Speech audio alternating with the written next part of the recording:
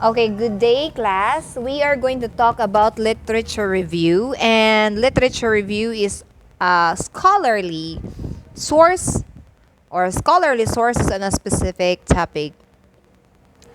It provides an overview of current knowledge, allowing you to identify relevant theories, methods, and gaps in the existing research. Conducting a literature review involves collecting, evaluating, and analyzing publications such as books and journal articles that relate to your research questions.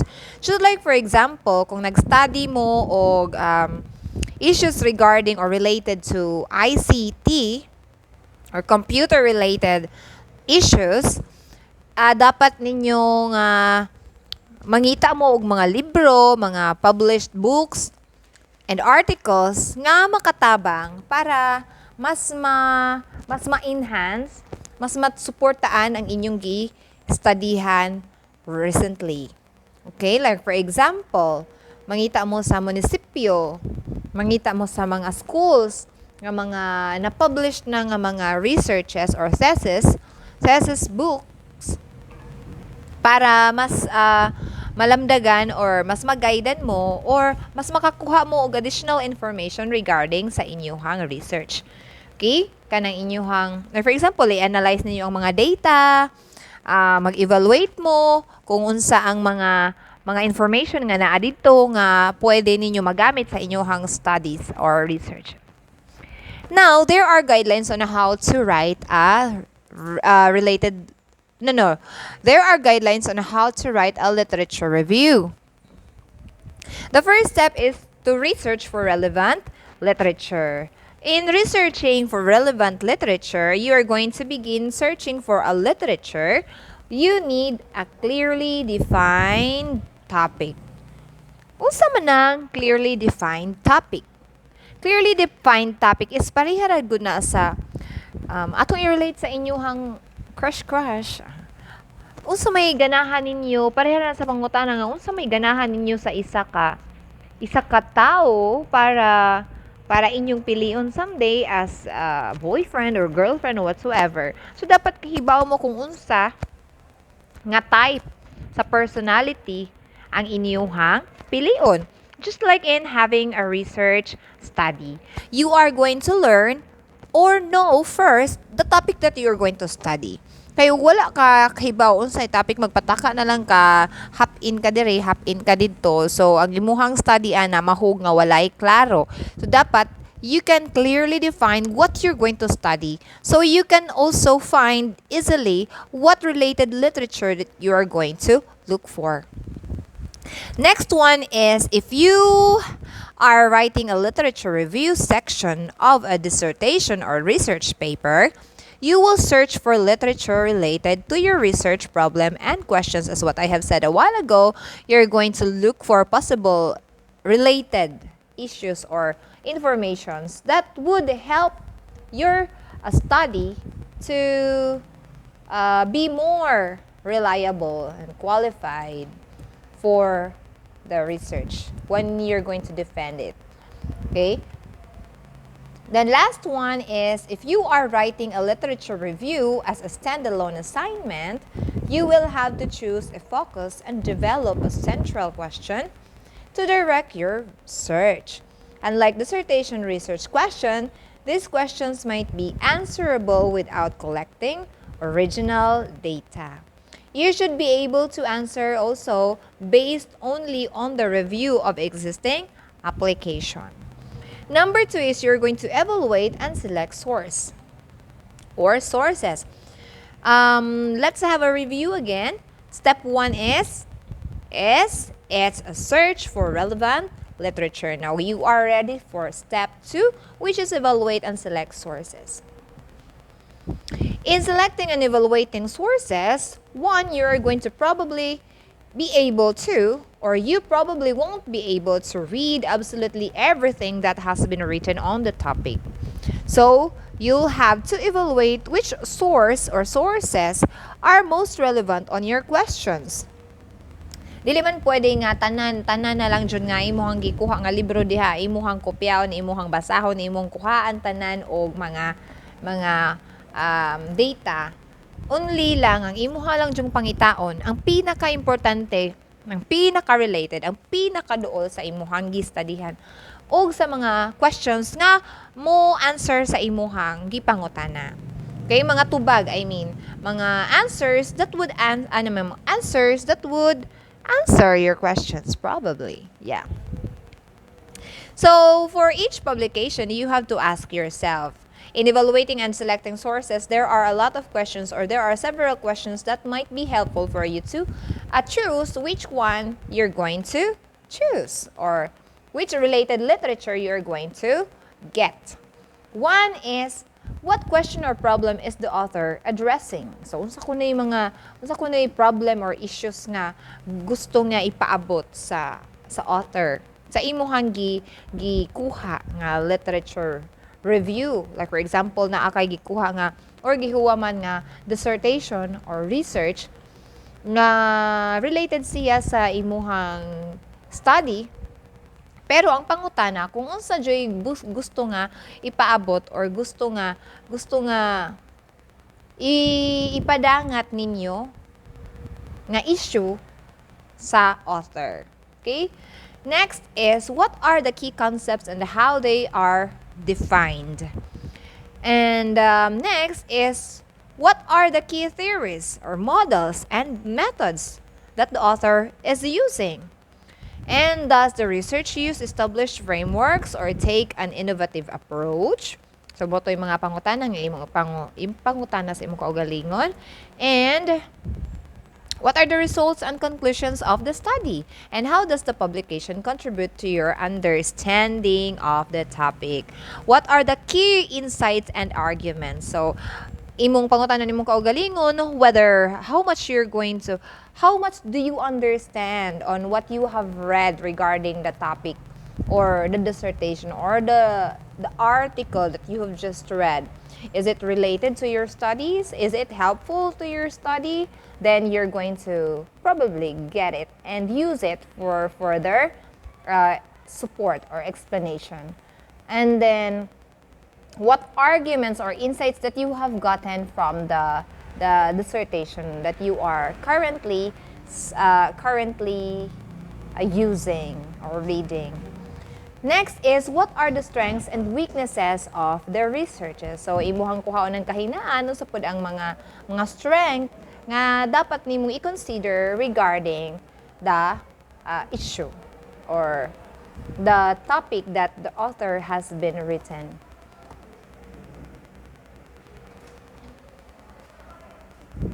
So the next topic that we're going to discuss is all about taking notes and cites on our sources.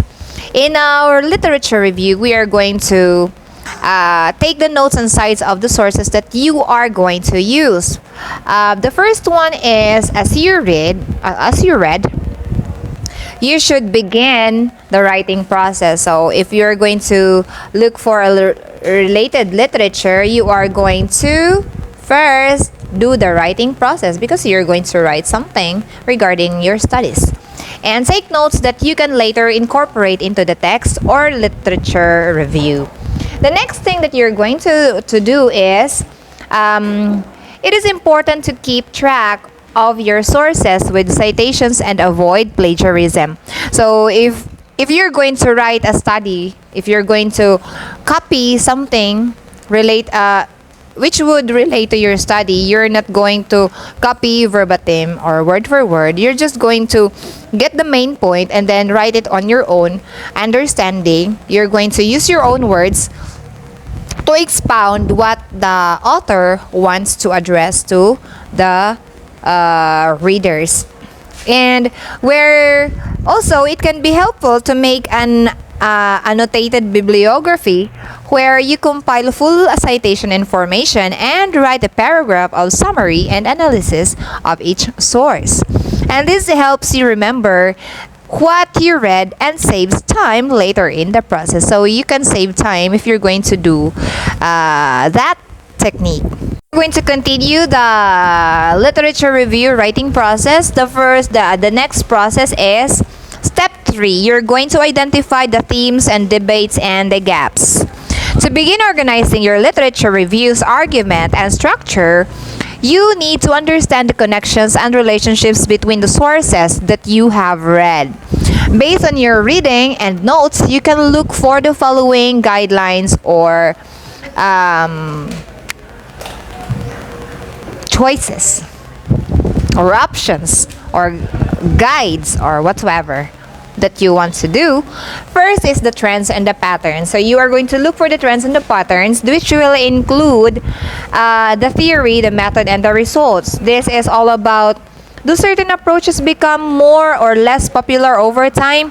So you are going to use the method, the theories that you're using, and what are the results possible. It should be the data gathering or the gathered data of the researchers. Next is the themes. The theme talks about what questions or concepts recur across the literature. And then next is the debates and conflicts and contradictions, which states regarding or about where do sources disagree. So it talks about the arguments that has been given or written on the research. The next step in identifying themes, debates, and gaps is the pivotal publication. What is the pivotal publication?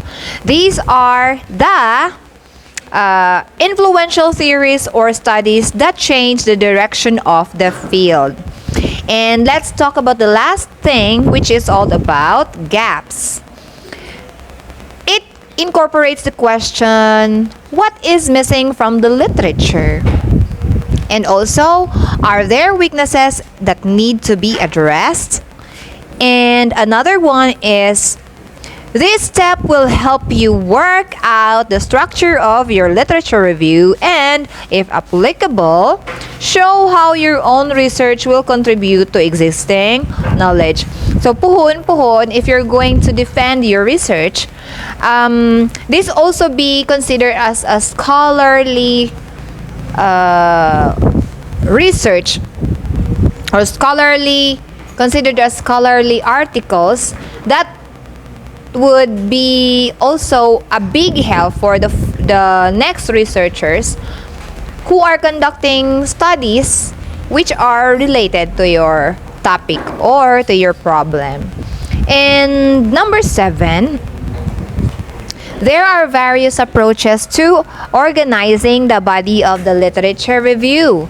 So you should have a rough idea of your strategy before you start writing. So dapat kahibaw ka kung unsay dapat nimo isuwat, na nakay gi-prepare nga outline or na nakay nagi-brainstorm, na nakay gi-prepare nga mga data to support your study, para dili ka magjama-jama or magpahutak og suwat kung unsa may dapat nimo isuwat sa imong studies. And number 8, the last guideline is depending on the length of your literature review. So you can combine several of these strategies. Like for example, your overall structure might be thematic, but each theme is discussed chronologically. What is meant by chronologically? That is arranged from what? From beginning to end, from least to greatest, or from A to Z, somewhat like that. It's an order from the first happening to the last happening of an event. The next step in writing a literature review is outline your literature review's structure. What is all about outline your literature review's structure? So this is what we call, there are three compartments, four, I guess it's four compartments on how to outline your literature. First is the chronological. Chronological simply states about the approach to trace the development of the topic over time. However, if you choose this strategy, be careful to avoid simply listing and summarizing sources in order for you to write your study. So, dapat kahibaw ka kung unsa nga order ang dapat una nimo isuwat sa imuhang content, like sa imuhang body, sa imong research, maguna ka sa pinaka-importante baron, dayon sa ang explanation na, dayon ang mga subtopics na, hangtod mag-anam-anam na siya og ka hubad, or pwede pod og gikan ka sa explanation nga mas simple sabton, hangtod sa magkaliso, depende na nimo. Next is try to analyze the patterns, turning points, and key debates that have shaped the direction of the field. So you're going to give your interpretation on how and why certain development occur. So naaka-explanation nga ipadangat sa imuhang mga readers para mas dali masabtan ang imuhang gisuwat nga related literature review. The next one is the thematic. What is all about thematic? If you found some recurring central themes, you can organize your literature review into subsections that address different aspects of the topic. Like for example, if you are reviewing literature about inequalities of migrant health outcomes, the key themes might include healthcare policy, sa mga palisiya sa healthcare development or healthcare department nga pwede nga mahimo nimong guide or additional information nga masuwat nimo sa imong studies, nga mo support sa imong studies, nga aron mas mapalambo nimo or mas mahimong reliable ang imong studies tungod ana. And also, ang the language barriers and the cultural attitudes, the legal status, and economic access. Kana kung example rato siya kung ang imuhang related studies or imong study is all about health care. Next is the methodological, Methodological is if you draw your sources from different disciplines or fields that use a variety of research methods, you might want to compare the results and conclusions that emerge from different approaches. Next is discuss how the topic has been approached by empirical versus theoretical scholarship. And the last one is divide the literature into sociological, historical, and cultural sources para dili maglibog ang imuhang mga readers and possible readers or clients sa imuhang gisuwat nga study. The last one is the theoretical. Theoretical is all about when a literature review is often the foundation for the theoretical framework.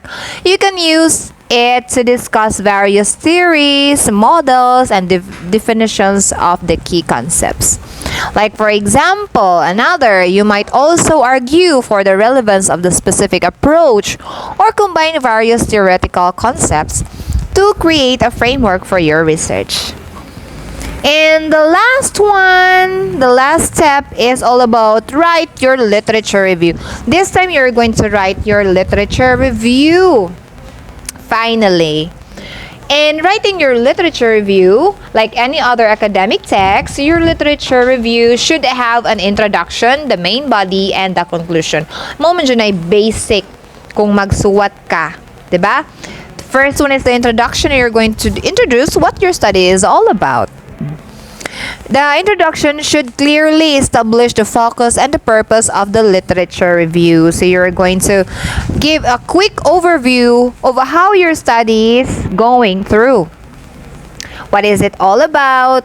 You're going also to include the thesis statement in your introduction. Next is the body.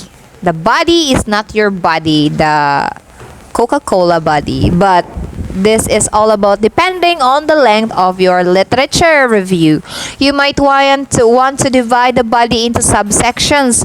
Like for example, the simplest kani mo ni about sa kanang basic computer issues. Next, ato ka sa lisod hantod sa mga examples, then the explanation para dili siya libog.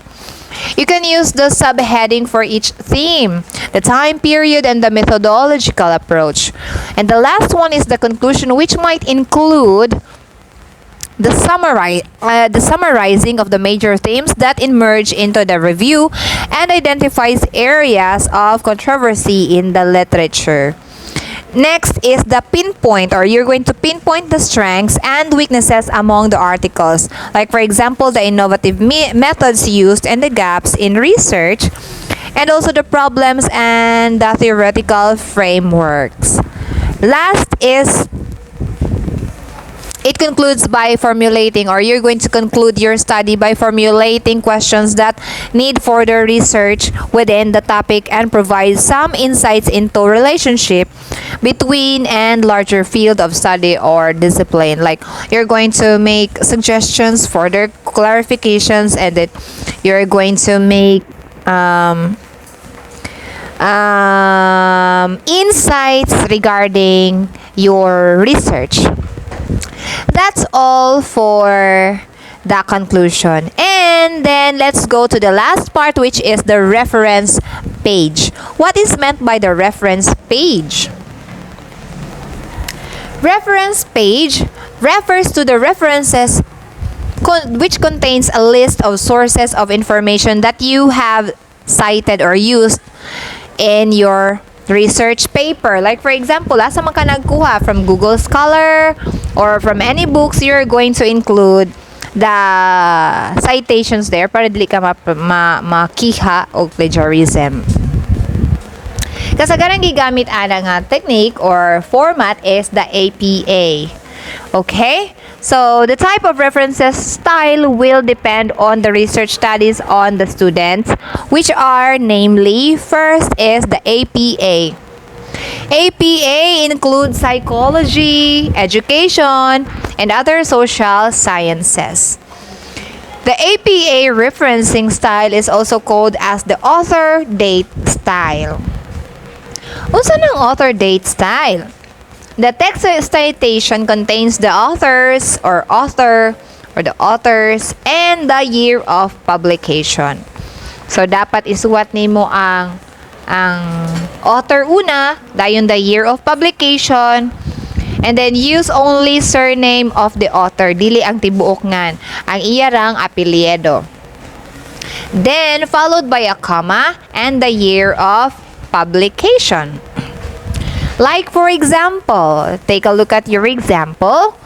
I am a Filipino is a descriptive essay which creates a main impression, an overall effect, feeling, or image of a Filipino. So that is from Mas Makahelos, 2014, 247.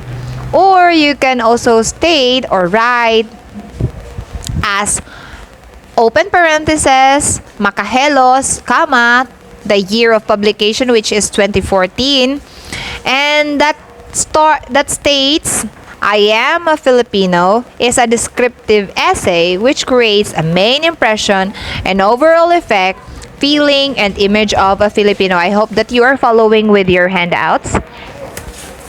So this time, that's all for this moment, and you are going to answer task number 1. So task number 1, you are told to write your answers in a whole paper and copy and answer, or you can also write your answer on your handouts that I have been given to you last time, and give your reflection regarding your learnings about the discussion that we had lately. Thank you and good morning. Okay, class, let's continue our lesson. This is all about the task 2. The direction is you're going to answer in your whole sheet of paper where you are going to write your answer regarding the task. So you're going to copy and answer the following questions stated in the article. So let's move to task 3. You're going to identify what structure in the outline. In the outlining, the literature review, are the following statements belong. So, inyo na i-identify kung unsa na nga statement na belong ang mga or no steps kung asa na nabilong ang mga items. So let's go to book review. I guess we have discussed this lately, but it was just a run through discussion regarding the topic, which is all about the book review. So we are going to have a review regarding the book review. So how far have you learned about book review? As you have remembered from my discussions last time, I guess you have a prior knowledge about book review. So a book review or article review is a critical analysis of a book or article. A review is a means of going beyond the literal content of a source and is a tool of connecting ideas from a variety of academic sources. Book review is also a review which provides and gives objectives and analysis of the ideas. Like, for example, a support options and a way to evaluate your own opinions. Like, for example, if you are reading articles or a certain book, you're going to give your own opinion regarding your learnings and insights about something that you have just read. Like, for example, let's move on to the next definition of book review. A book review allows you to examine your understanding of a subject area considering the ideas presented in the reviewed book or article and interact with the author and his or her ideas. Like, for example, you're going to make arguments regarding the topics that you have just read from a book or from an article. Like, for example, you're going to give your views, you're going to interact with the author. Like, for example, this is why. Mo din ang rason nga nung nahitabo ni or mo na. Dili man ko mo agree ani tungod kay mo ni mo na. So, parehara na ang imong buhaton. Like, for example, na kay nabasahan about using cell phones is not helpful for students.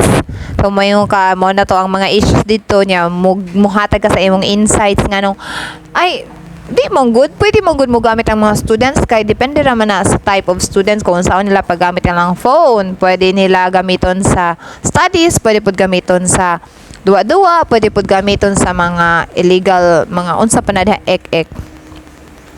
Okay? So, you're going to interact with the author. Muna to, muna kang makikistorya sa author. You're going to give your opinions, your understandings regarding your topic read a while ago or maybe recently. And it helps you broaden your knowledge and understanding of a topic. A book or article review helps your instructor evaluate your understanding of the subject matter and your ability to think competently in your discipline.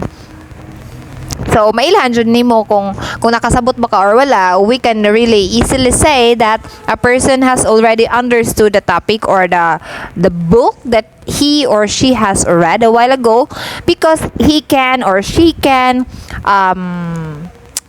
communicate or interact with the author of the previous article that one has read. Now, let's go to the steps in having a book review or writing a book review.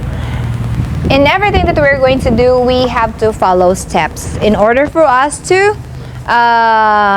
never be misled into something which is not good for our learning or writing process.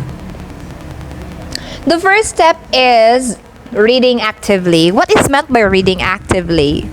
One, you're going to read through the article to get the main idea. Mark up the text as you read it through again. Next is create a legend for your markings and take some longer notes during the subsequent readings. Let's go first with a read through the article to get the main idea. In having in active reading, you are going to read the article or the book not just once but twice, or until you understand the main point. You can get the main idea, what is all about, or what the article is all about. So dapat makasabot ka sa imuhang gipang pangbasa, di kay nakabasa lang ka pero wa ka kasabot, wala gihapon na siya kwenta. So hantod sige lang kagbasa hantod makasabot ka unsa jud gustong ipasabot sa author. Let's go to mark up the text as you read it through again. Like for example, taking notes would be helpful for you in order to actively read the article, and it would also help you understand what you are reading. And consider the authors and we are going to create a legend for your markings. So you can make markings on the book if it's your book. But if it's not your book, well, you're going to take note on the important statements or sentences or words or key points that might be helpful for you in your book review writing process. The last one is take some longer notes during subsequent reading. So, mo na to akong giingon ninyo ganina nga pwede mo mag-take note while you are doing a reading or active reading process. The next step is gathering of evidence. What is meant by gathering of evidence? First, you are going to ask the questions whether the writer's overall message is logical. Usa kay pasabot aning kanang logical ba ka nindot ba ka aning gisuwat sa author, makabuluhan ba ka ni na ba ka ni importansya, makatabang ba ka ni sa ako ang pagsabot sa iyahang topic nga gihatag namo. Pwede na nimo nga mapangutana sa imong kaugalingon para maansera nimo na.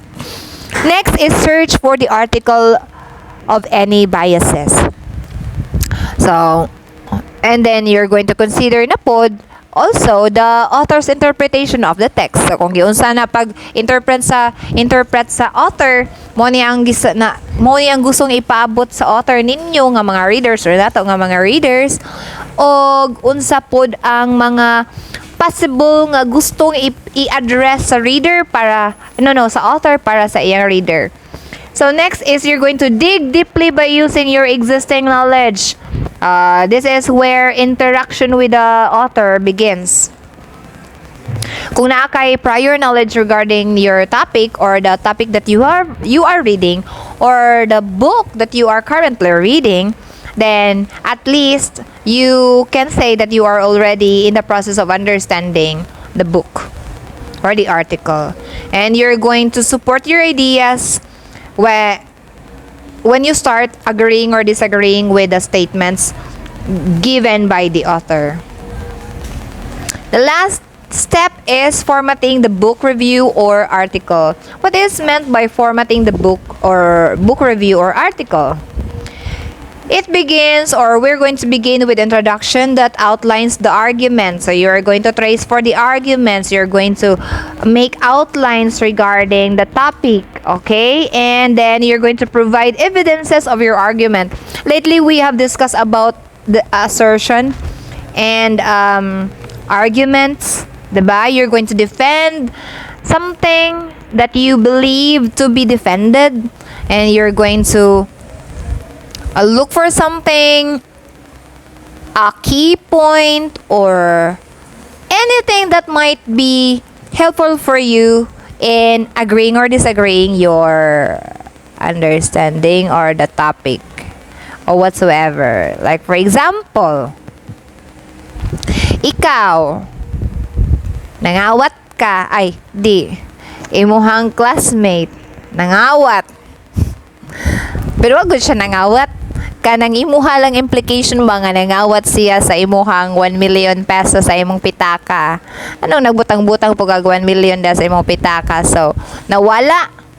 Pagkawala, nayon ko nga, nawa ko ang money. So, gikawat jud to. Naningon ni imuhang friend nga, nagpahutak man lang kawa man guna gikawat basta ikaw ray nakalimot dadapog kag chiki diha sa imuhang pitaka niya. Wara ba jud na isud? Mo bounce ra ba jud na? Dili oy dato manggod ko kaayo. Nya mo to siya nga ang imuhang gi-consider nga gi-stand is ang imuhang stand dito, ang imong gi-claim is gikawat jud siya. Pero according to the witnesses, wala jud siya gikawat. Marang na-drop lang nimo somewhere nga na misplace nimo na nakalimot ka. So the argument there begins and you're going to look for something that might help you defend your stance. So, mo na to siya. Next is you're going to conclude the critique by summarizing the argument and suggesting potential implications. So there is a sample book review here that I have written in your handouts. You're going to read the book review because it would be very long for me to read this. And then after that, you're going to do the task number 1. So you're going to base your answer from the given book review that I have encoded already in your handouts, I mean. So, inyo nang basahon dapat, di mo kabasahan na 0. First, you're going to look for the introduction. Direction. You are going to use the sample of the article review and identify what information is given or written in the introduction, body, and conclusion. So, the first one is given to serve as your guide. So, imo nang i-analyze ang introduction nung sa ipanggamit diha, then body, then the conclusion, that's all. And for the task 2, you are going to identify whether the statement is true or false about the book review. You're going to use the uppercase in writing the true and lowercase for the false. Not following instruction is wrong. So, you have to clearly read each statement so you can give the correct answer. Then also followed by task number 3, you're going to copy and answer, then identify, pwede pud mo anhidra mag-answer sa handouts if you like. And identify which step of book review are being used in the statements given in the following items. That's all for today. Thank you so much.